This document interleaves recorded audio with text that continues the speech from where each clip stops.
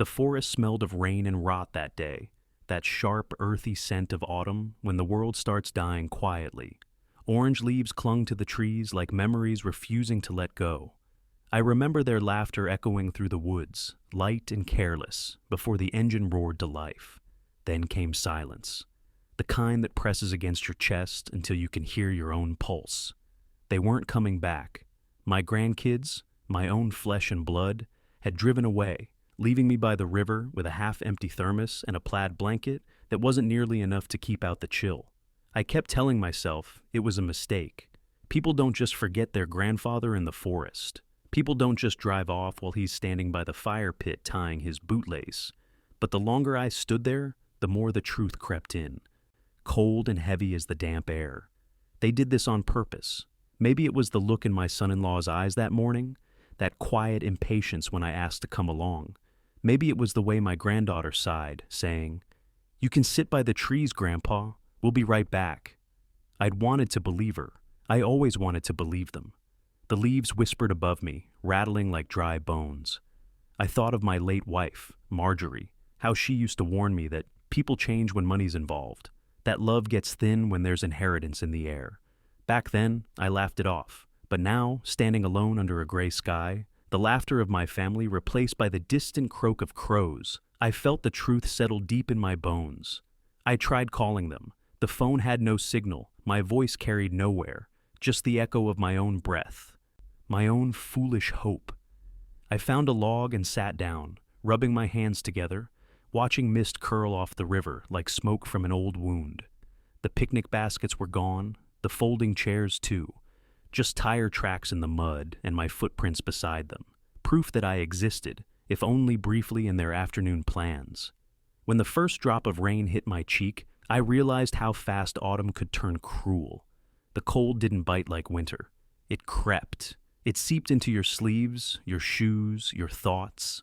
I pulled the blanket tighter, listening for any sign of them coming back. Nothing. An hour passed, maybe more. The light faded, the woods turned gold, then gray, then blue. Every sound became a question.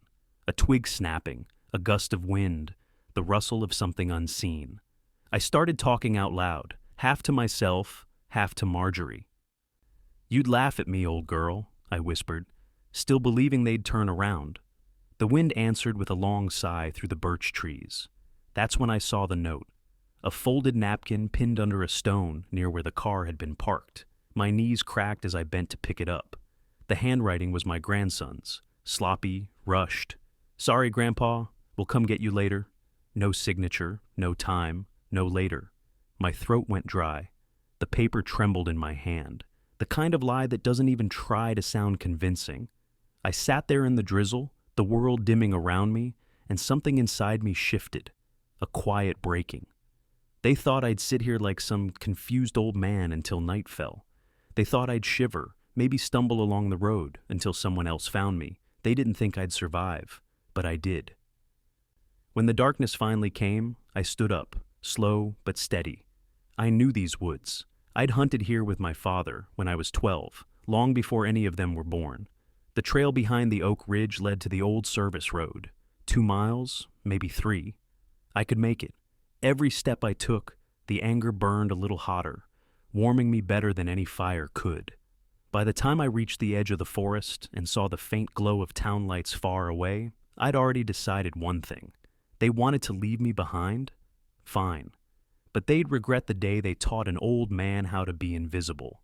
And autumn, that quiet, dying season, would be the witness to everything I was about to do. The rain didn't stop that night. It came down in thin, icy sheets, tapping against the windows of the old ranger's cabin I stumbled upon near the edge of the woods. The place was half rotten, a sagging roof, moldy smell, and a crooked for sale sign nailed to the porch. But it had 4 walls, a dry floor, and a wood stove that still worked after some coaxing. It was enough. I sat by the fire, my hands trembling from more than just cold. My whole body felt like an echo, each breath rattling around inside my ribs, finding places that still hurt to remember. They'd left me. On purpose. My grandchildren, my own son, my blood. I tried to tell myself there had to be a reason. Maybe the car broke down. Maybe they panicked. Maybe, no, maybe fit the truth. You don't forget someone who raised you. You don't abandon him in a forest miles from home with nothing but a thermos of coffee and a blanket. You do that when you want him gone. I poured the last of the lukewarm coffee into a dented tin mug. It tasted like metal and betrayal. The fire cracked, spitting sparks onto the floorboards. I stared at the orange light and saw their faces in the flames.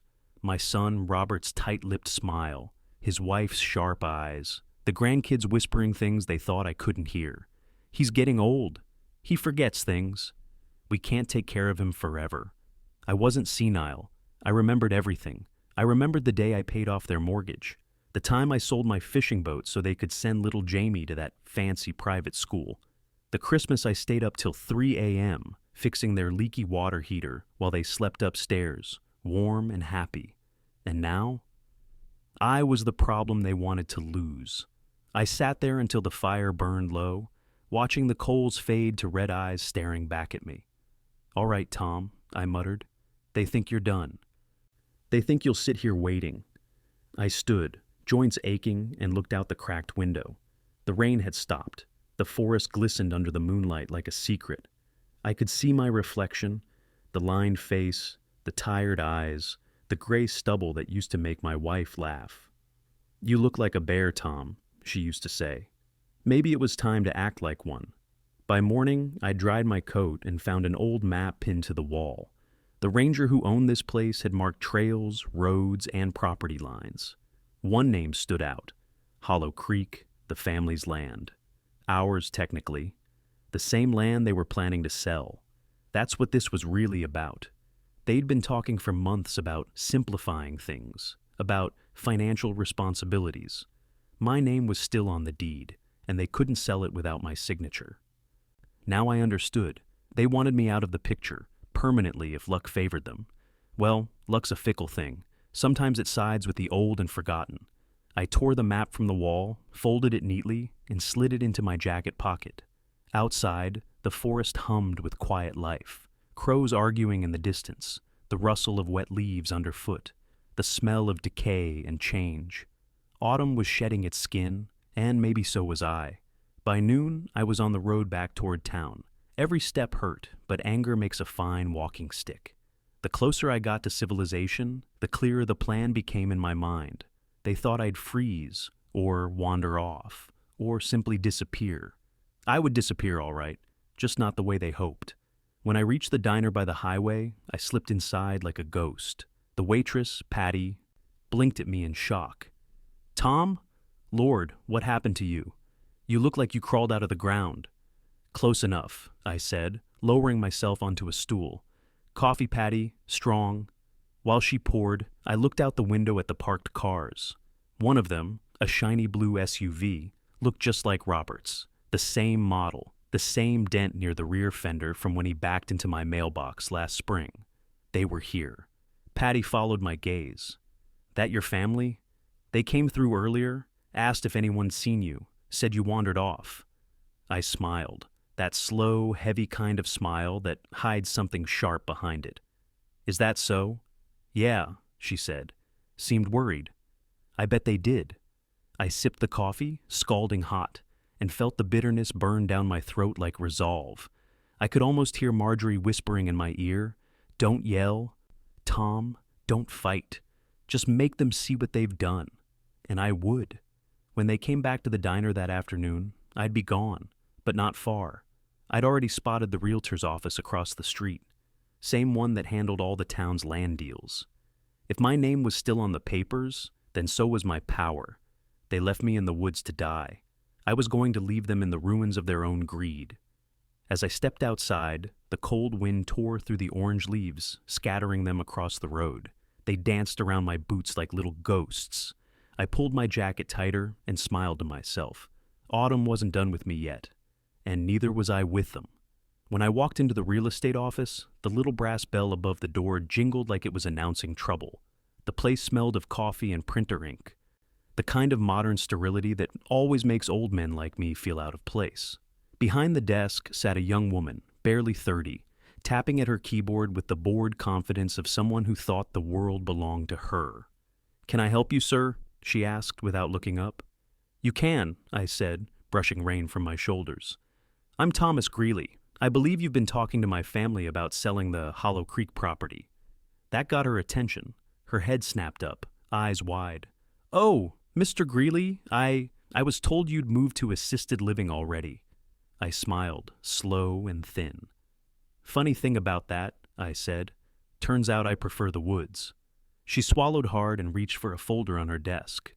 "Your son, Robert, has been handling the paperwork. We were just waiting for your, medical release form before proceeding." "Medical release?" I repeated, taking a seat. "That's new. I must have missed that in all the time I was busy not dying in the forest." Her cheeks flushed.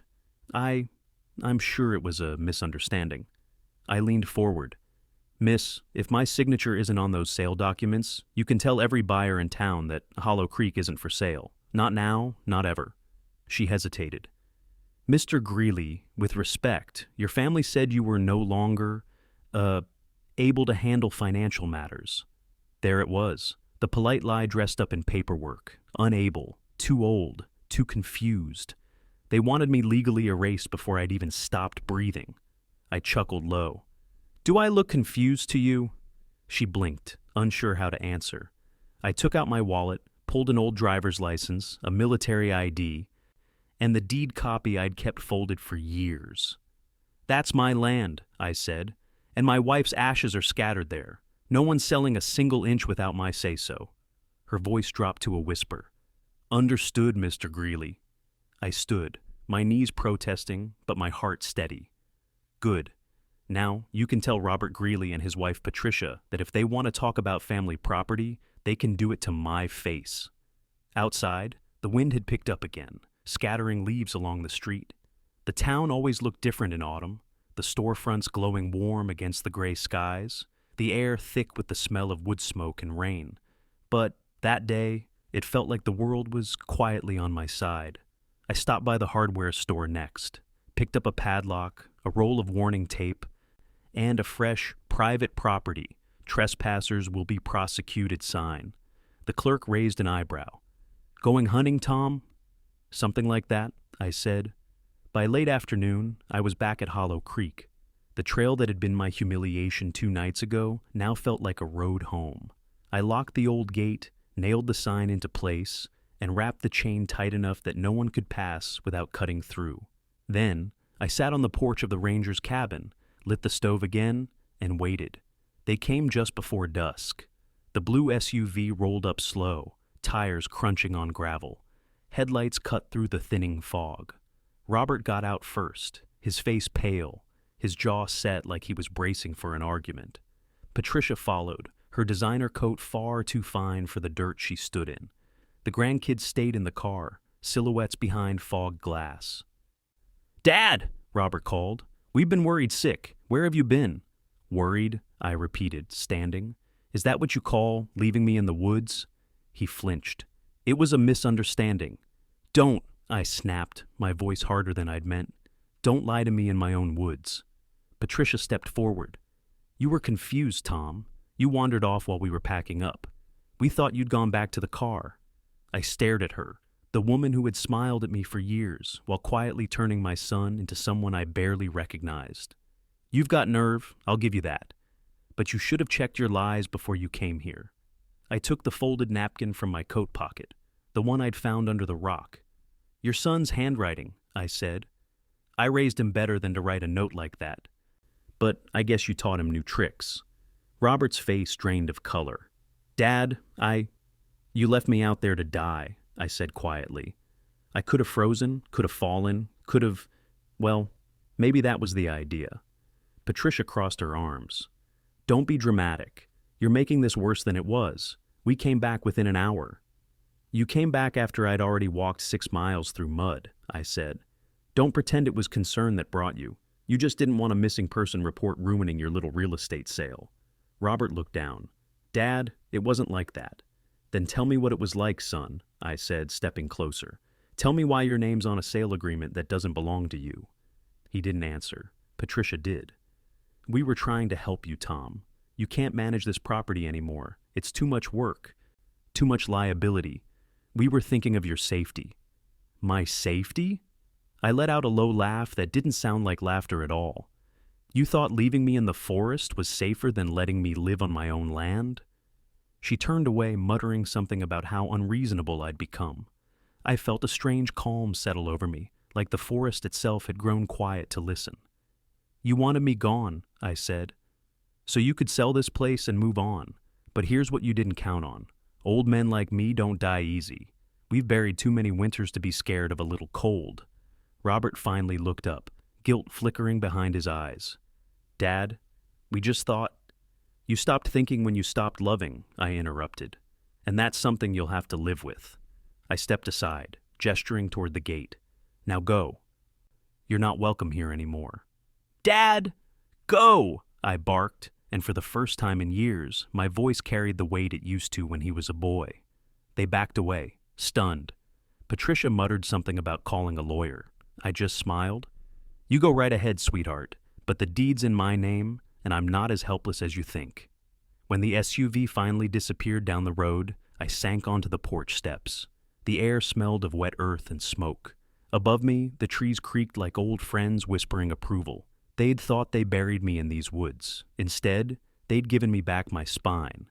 And as the last light of evening bled through the clouds, I began planning what came next. Something quiet, something careful, something that would make them wish they'd never underestimated a man who'd survived both war and family.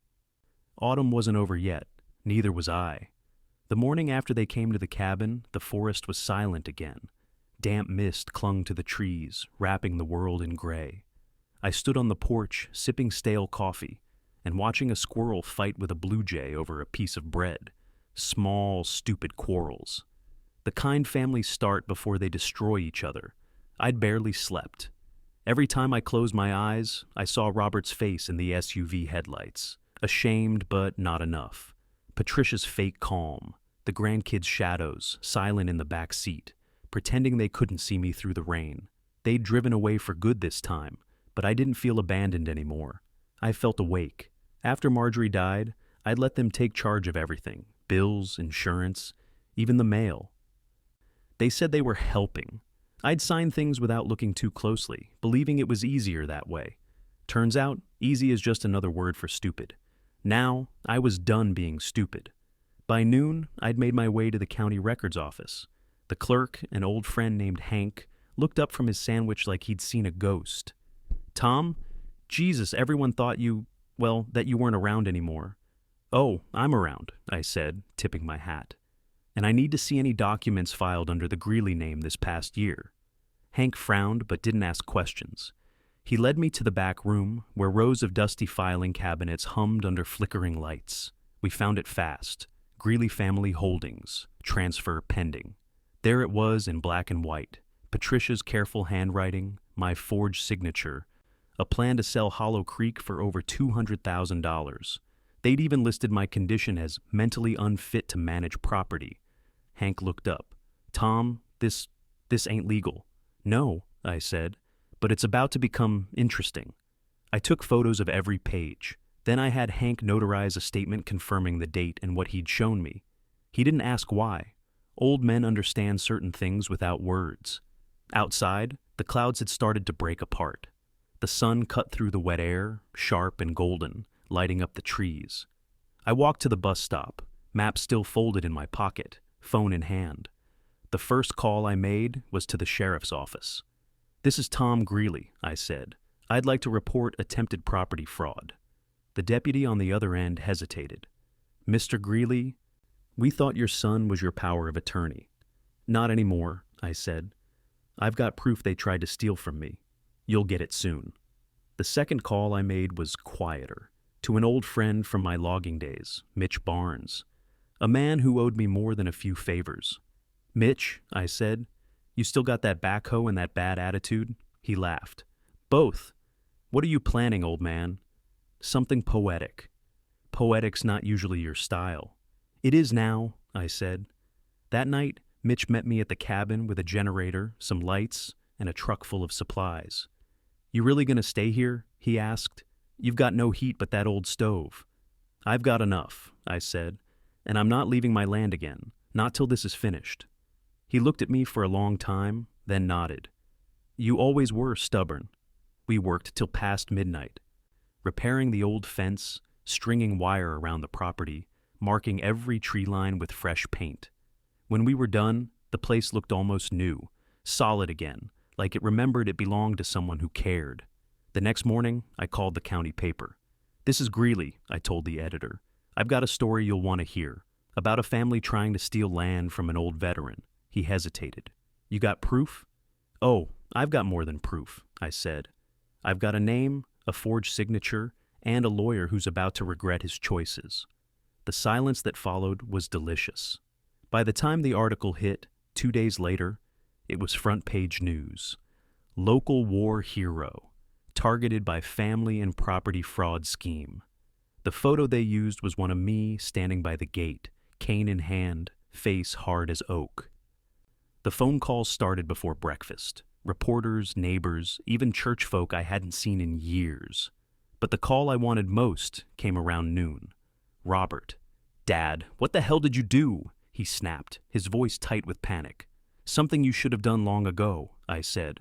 Told the truth. You're ruining everything? I'm saving what's mine. Patricia's furious. She says you made her look like a thief. She is a thief. There was silence. I could hear the tremor in his breathing. Dad, please, the kids are scared. They think you hate them. I let that sit for a moment. I don't hate them, Robert, but I pity them for growing up thinking cruelty is just family business. He started to say something, but I hung up. The cabin was quiet again. I stood there a while, listening to the wind move through the trees. For the first time in years, I didn't feel small. Later that afternoon, the sheriff's truck rolled up the road. The deputy stepped out, hat in hand. Mr. Greeley, he said, we've confirmed the documents were forged. We'll be contacting your son and daughter-in-law for questioning. Good, I said. Let them explain their kind of love. He nodded. You'll want to stay put a few days, sir. Things might get loud. Loud never scared me, I said. When he left, I sat on the porch again, watching the leaves tumble through the air. The sky was streaked orange and gold, like fire waiting to be born. I should have felt vindicated, but all I felt was tired. Revenge doesn't taste sweet. It tastes like ashes. Still, I wasn't done. There was one more thing left to do. One final stroke to make sure they learned. Tomorrow, I'd visit my lawyer. I'd rewrite my will. And for the first time, my family wouldn't be part of it. Autumn was burning itself out. But before winter came, I intended to finish the season my way. By the time the first frost touched the edges of the leaves, my name was on every local headline. The story had spread faster than wildfire in dry brush. Elderly veteran outsmarts family and property scheme. The phone wouldn't stop ringing. Reporters, lawyers, even strangers who wanted to shake my hand. But the ones I was waiting for hadn't called. Not yet. I'd moved my things fully into the ranger's cabin by then. It wasn't much. A few blankets, canned food, the creaky bed I'd repaired with duct tape and stubbornness. The air was colder each morning, but it didn't bother me. After what they'd done, a chill breeze was nothing. I had my land, my fire, and my peace, all three things they'd tried to take. On the third morning, I drove to town. My old lawyer, Everett, had his office above the pharmacy. He'd been my friend since the days when men still trusted a handshake. When I told him what happened, he looked at me like he was seeing the ghost of his own father. Tom, you've got every right to take legal action, he said, thumbing through the documents. Forgery, fraud, attempted elder abuse, the works. I don't want their prison time, I said. I want their consequences. I want them to wake up one morning and realize everything they built was on someone else's back. I want them to see the floor drop out from under them and know I cut it myself. Everett smiled thinly. That's colder than the October wind? I nodded. Good. Cold's what they gave me. He helped me draft new papers that afternoon.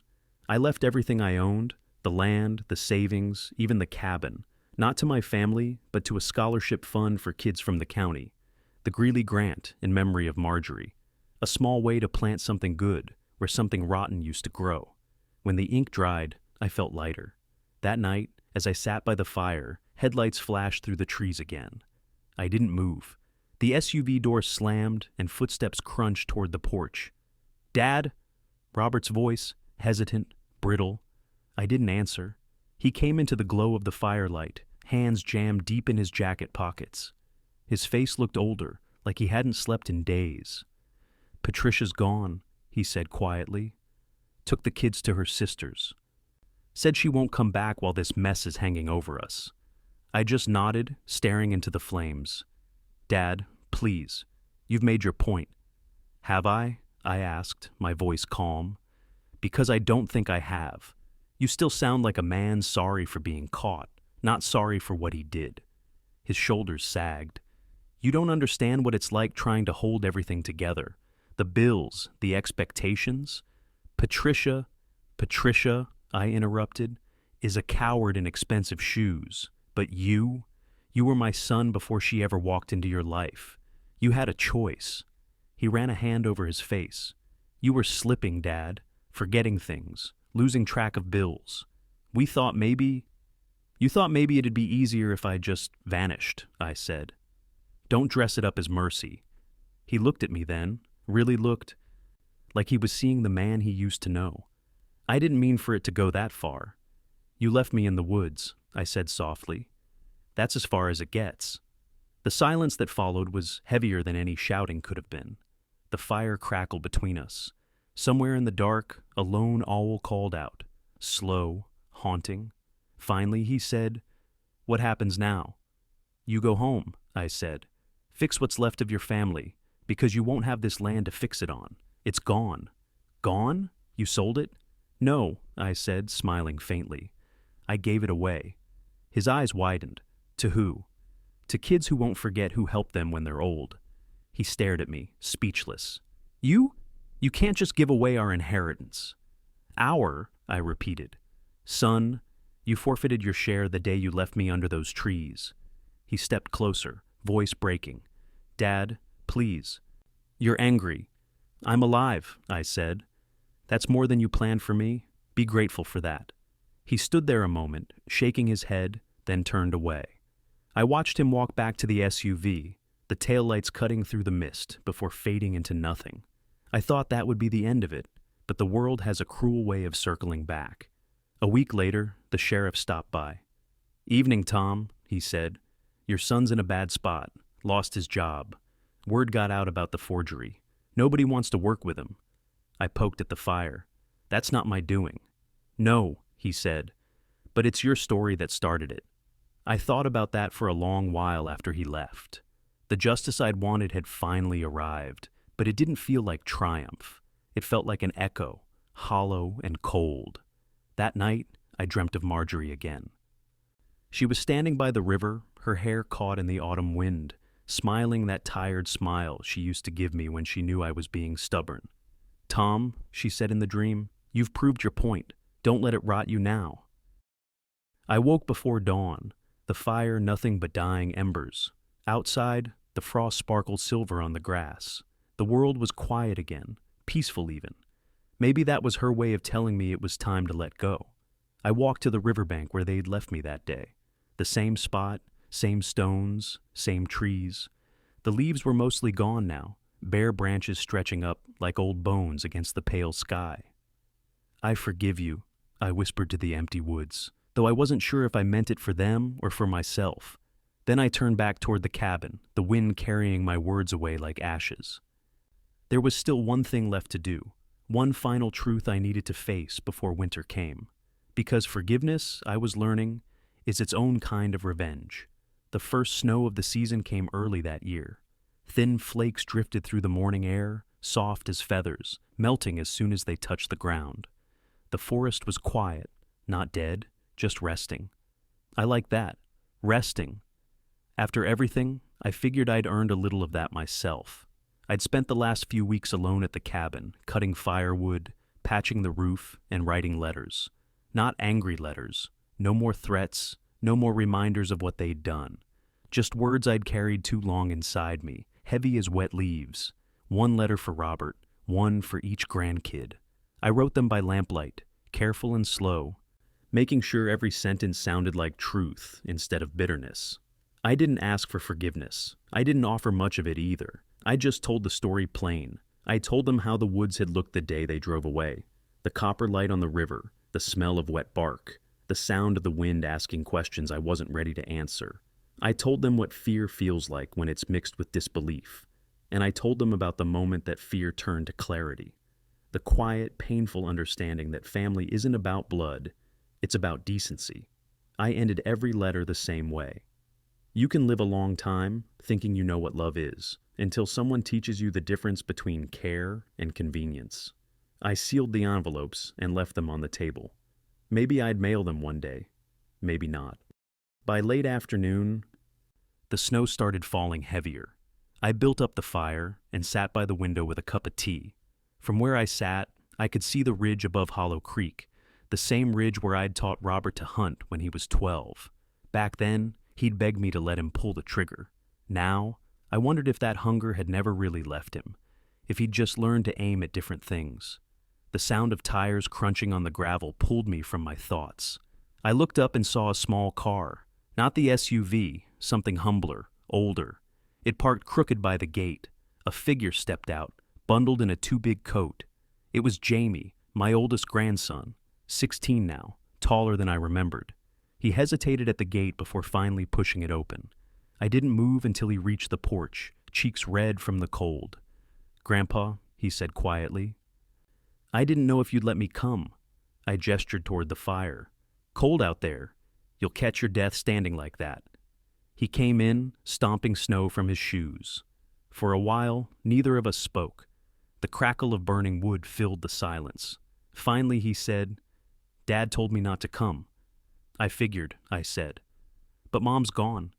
She took Lily and Evan back to Aunt Carol's. Dad's different now, quiet all the time."